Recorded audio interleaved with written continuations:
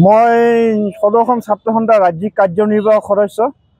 আজি আমি 11 ঘণ্টীয়া অনাশন কাৰ্যসূচী গ্ৰহণ কৰিছোঁ অবৈধ বিদেশী বাংলাদেশী স্থায়ী সমাধানৰ দাবীত আৰু বৰ্ডাৰ সিল কৰাৰ দাবীত আৰু অসমত কাখন অসমৰ আওতাৰ পৰা বাহিৰত ৰাখিবৰ দাবীত আমি আজি অনাশন কাৰ্যসূচী গ্ৰহণ কৰিছোঁ।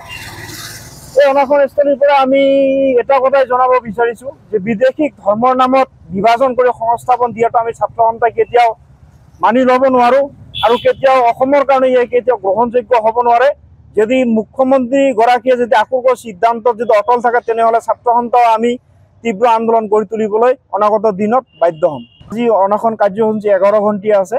ৰাতিপুৱা 6 বজাৰ পৰা আৰম্ভ হৈছে আৰু সন্ধিয়া 5 বজালৈকে চলি থাকিব। অসমৰ পৰা অবৈধ বাংলাদেশী মৌলবাদী উৎখাত আৰু অসম চুক্তি ৰূপায়ণৰ অবৈধ প্ৰব্ৰজনৰ সমস্যা স্থায়ী সমাধানৰ দাবীত আজি 11 ঘণ্টীয়া আমি অনশন কাৰ্য ৰূপায়ণ কৰিছোঁ।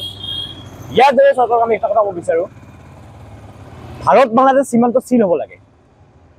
ভাৰত বাংলাদেশ সীমান্তত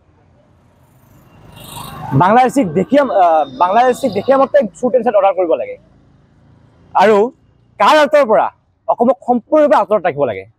এটা কথা স্পষ্টকৈ আমি কৈ আছোঁ, অসমখন বাংলাদেশীৰ ডাষ্টবিন নহয়, অসমখন বাংলাদেশীৰ ডাষ্টবিন নহয়। অসমত যিমান বাংলাদেশী আছে ইয়াৰ পৰা উৎখাত হ'ব লাগিব।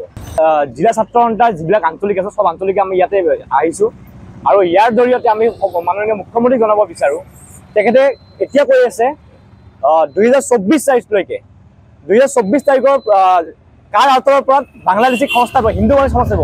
আৰু আমি এই কথা স্পষ্টভাৱে কৈ আছোঁ যে অসমখন বাংলাদেশৰ ডাষ্টবিন নহয়, অসমখনত বাংলাদেশৰ ৰক্ষণাবেক্ষণ নহয়, অসমখন সৰু ৰাজ্য। গতিকে ইয়াত বাংলাদেশ থাকিব কেতিয়া দিয়া নহয়। গতিকে ইয়াৰ কাৰণে আমি আগন্তুক দিনত যদি অসম চুক্তি ৰূপায়ণ নহয়, ইয়াতকৈ ভয়াৱহ কাৰ্য ৰূপায়ণ কৰিলে বাধ্য হ'ম।